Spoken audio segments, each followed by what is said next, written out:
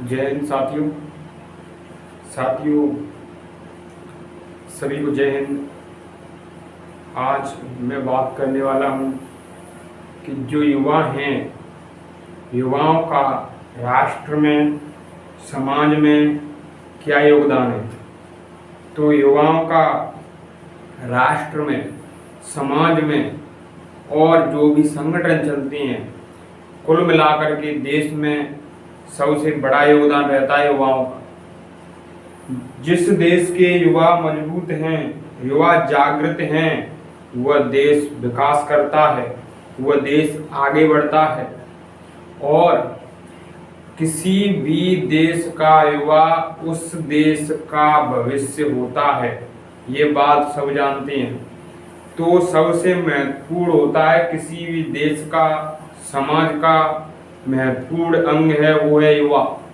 युवा समाज की रीढ़ की हड्डी होती है साथियों।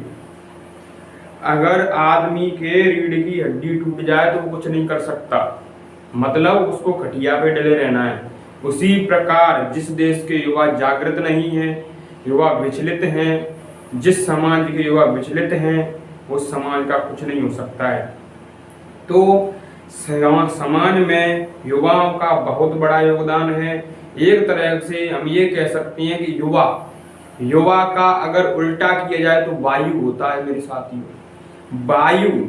वायु उस चीज को बोला जाता है जो काम संभव न हो उसे भी संभव कर दे, जो काम असंभव हो उसे भी संभव कर दे, उसे ही बोला जाता है वायु।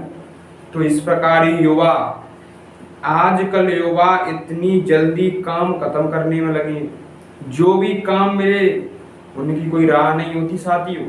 अगर जिस राह पर वो चल दिए बस वहीं पर राह बना देते हैं वो।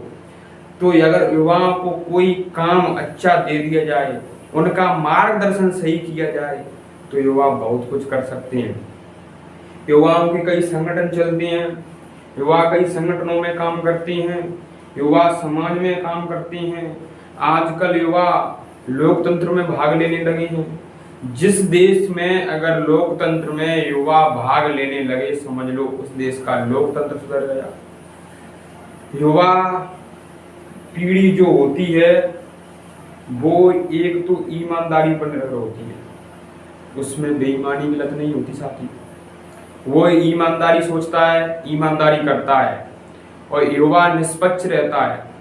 उसे जो काम दे दिया जाए उसे करता है। उसमें काम करने की एक झिझक होती है, उसमें लत होती है। युवा तो इस देश का इतना बड़ा भविष्य है। अब युवाओं की समाज में क्या भागीदारी है? तो समाज में युवाओं की भागीदारी इतनी है कि वो समाज को आजकल बहुत ऊंचे स्तर पर ले जा रहे हैं। जिस समाज के युवा जागृत हो गए हैं, संगठन बना लिए हैं, वो अपने हिसाब से मजबूती से काम कर रहे हैं। जैसे कि उन्होंने संगठन बना लिए हैं, कई समाज के संगठन हैं, तो वह उसमें युवा एकत्रित होते हैं। तो युवा एकत्रित होकर के उस संगठन बना के जो भी काम होता है उसको एक नियम से करते हैं, नियमबद्ध तरीके से करते हैं। जब कोई काम नियमबद्ध तरीके से होता है, युवा उसमें भाग लेते हैं, तो वो काम जरूर संपन्न होता है।